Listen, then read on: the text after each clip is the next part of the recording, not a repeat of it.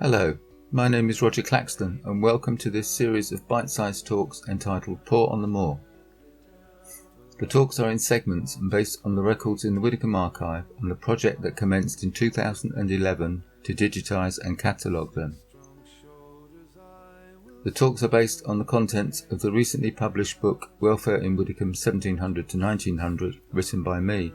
You can get a copy through our website widecombe-in-the-moor.com/welfare and various other outlets. There are also ebook versions available.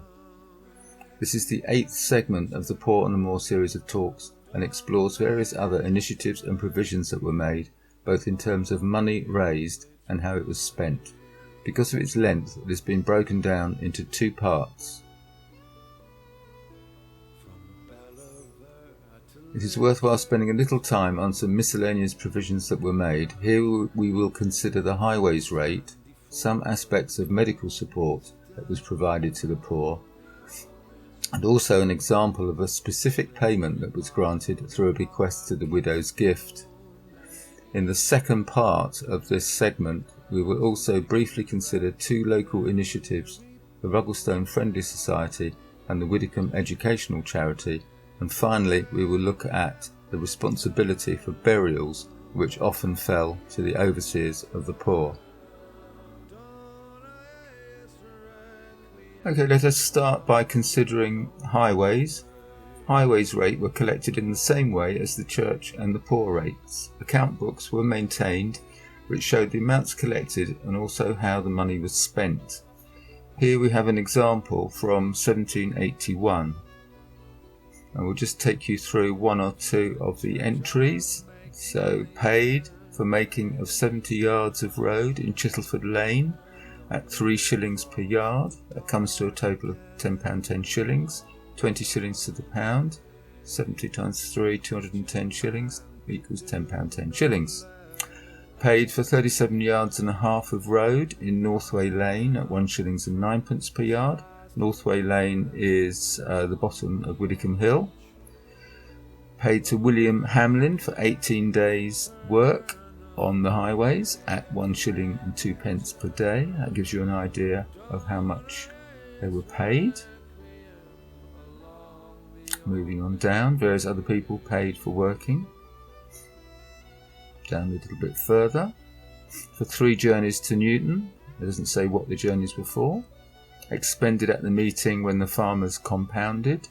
We wonder whether that means complained. Maybe the farmers were complaining about the state of the highway. Paid Mrs. Smurden for 2 poles for levers. Pretty certain that these are stout poles for levering stones out of the ground or into position. And then paid John Andrews for drawing of stones to 3 bridges. I thought initially this might be the place 2 bridges, but further thought leads us to think that it could be stones for 3 different bridges, all of which need repairs.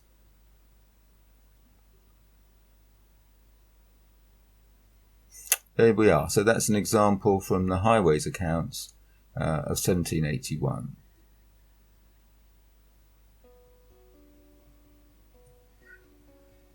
If we move on to medical provision, we've already seen 1 or 2 examples of medical provision, and there are many others in the overseers accounts, but let's just look quickly at this list of expenses from 1819.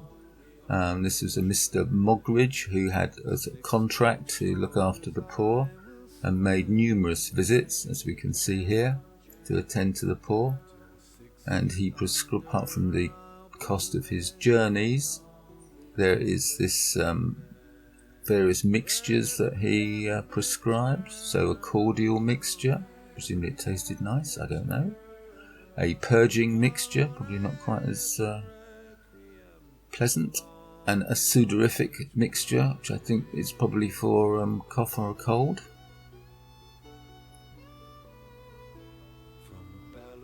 Moving on.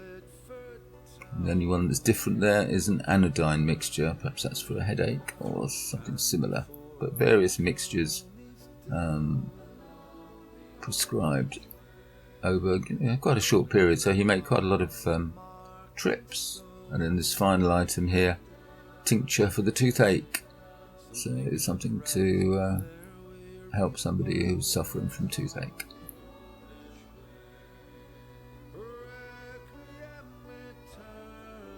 Let's look at the widow's gift. There are a number of examples in the overseer's accounts of the payment of this gift, but let's look at the original bequest from this document dated 1669. And it reads, "A true copy of the legacy given unto the poor of the parish of Widecombe-in-the-moor, in the last will and testament of Sampson German, late of Ashburton, deceased.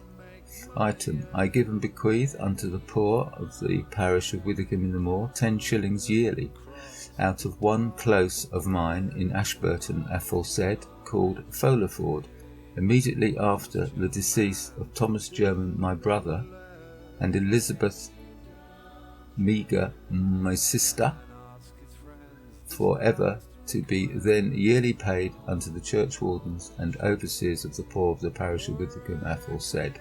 The said 10 shillings to be all given to one poor lady yearly. The first day of November,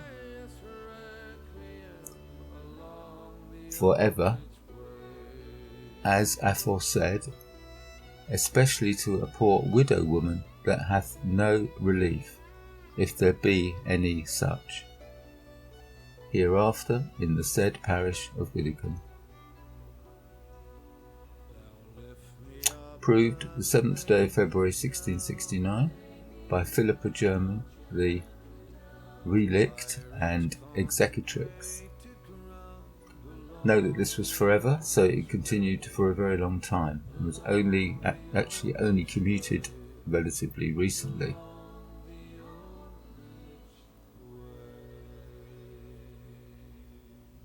So here's an example of the payment of the widow's gift from the overseer's accounts. As we can see here, the gift of Sampson German deceased. There was given to a poor widow woman of our said parish 10 shillings to such as had no relief out of a field called Folaford. See how the name changes in the parish of Ashburton, and this year it is given to Anne Turner. So this is from 1805. So the 1669 bequest, which we've just looked at, means it's already been paid for about 150 years.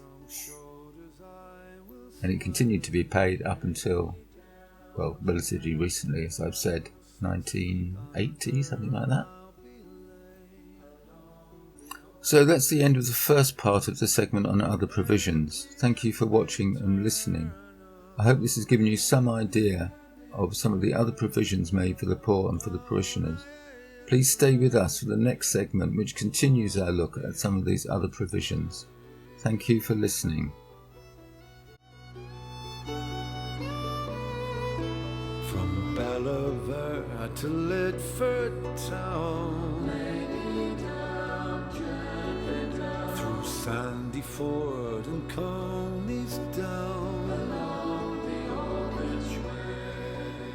at every mile a marking stone,